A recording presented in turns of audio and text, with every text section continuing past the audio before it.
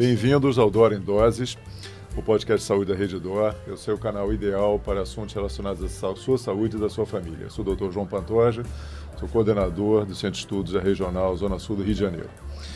Semanalmente nós teremos novos temas baseados nos eventos científicos que estão ocorrendo nos hospitais da nossa regional, que nós esperamos sejam de grande interesse de vocês todos. Hoje nós teremos nesse episódio o prazer de receber Amélio Godoy, que é professor de pós-graduação em endocrinologia da PUC do Rio de Janeiro e endocrinologista do COPSTAR. Fazendo sempre a pontuação que nós estamos numa campanha pela Sociedade Brasileira de Endocrinologia muito grande contra o uso de testosterona em mulheres e em homens para indicações estéticas. Nós estamos numa campanha muito grande chamada Bomba Tô Fora. Ou seja, vamos fazendo divulgação na mídia, divulgação na mídia social, tentando fazer com que as pessoas se conscientizem que elas não devem fazer uso de anabolizante, seja testosterona ou outros derivados de testosterona, porque isso traz riscos enormes para a saúde das pessoas, em especial o risco de doença cardiovascular e de mortalidade precoce. Eu ia, na verdade, pegando esse gancho seu, ia te colocar exatamente que esse chip da beleza, como é chamado hoje em dia, que está num modismo muito grande, que as mulheres que estão chegando à menopausa, elas façam a reposição, e tem muitos achando que a reposição deve ser seguida da suplementação, porque vai ficar com músculo melhor, vai conseguir fazer mais atividade física. Você já falou da questão da libido, e você já falou da questão cardiovascular. Se restringe a isso ou ainda temos outros tipos de efeitos adversos? No caso da reposição... Suplementação com gestrinona ou com... testosterona, etc. Com androgênios, sim. Primeiro de masculinização, de virilização, né? Queda de cabelos, e queda de cabelo típica do homem, calvície. Engrossamento da voz grave, aumento do clitóris, acne. Esses são os efeitos colaterais visíveis e que frequentemente as mulheres percebem e ao perceber elas mesmas pedem para não usar. A doença hepática tem um risco nas pessoas que utilizam anabolizantes ou derivados de testosterona que são aromatizáveis. Na maioria das vezes eles não são utilizados mais, mas existem. Existe, até porque quando a gente vê a reposição feita por alguns pseudo-especialistas, elas vêm sempre com 2, 3 ou 4 diferentes anabolizantes. E aí, no meio deles, vai ter um que é provavelmente aromatizável e leva a um maior risco de doença, chama peliose hepática, né? É uma doença séria. Então, esses são os visíveis, mas o risco maior, mortalidade precoce, infarto, morte súbita. Vocês ouvem na mídia, vocês leem, vocês percebem.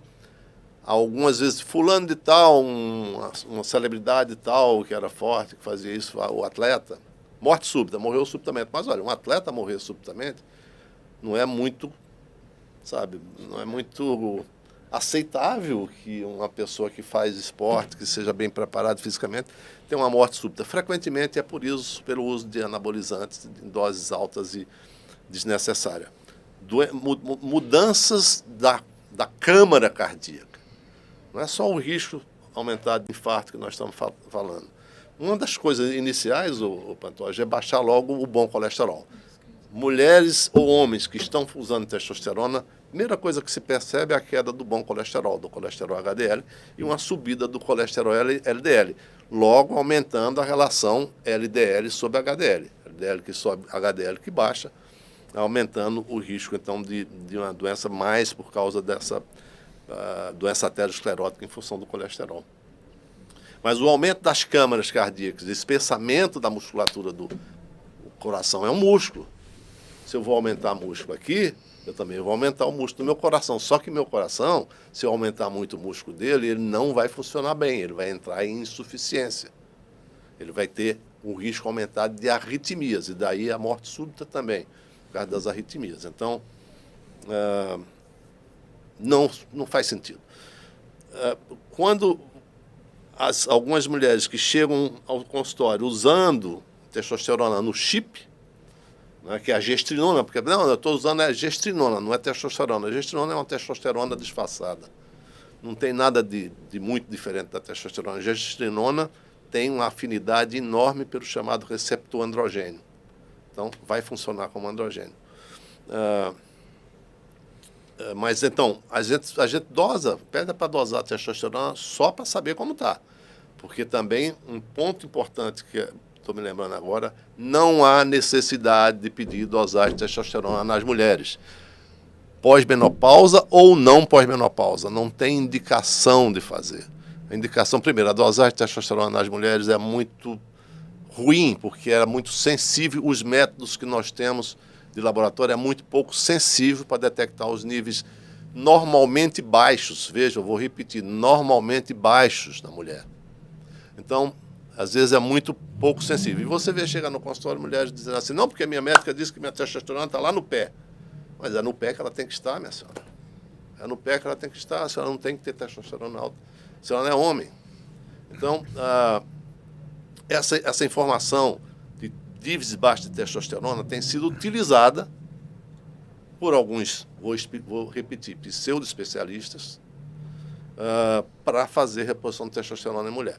Então, ela é baixa mesmo, não tem indicação. Só tem uma indicação da gente pedir dosagem de testosterona nas mulheres, quando eu estou suspeitando de uma síndrome virilizante, de que ela pode ter um tumor de ovário ou um tumor de suprarrenal, produzindo aumento. Aí sim.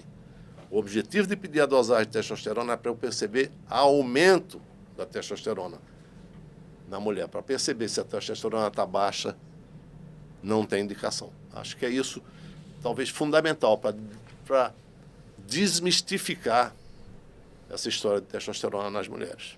Esse podcast aqui é para ajudar você nos seus cuidados, prevenção, da saúde. E a gente vai estar de volta aqui na semana que vem às 18 horas. Muito obrigado.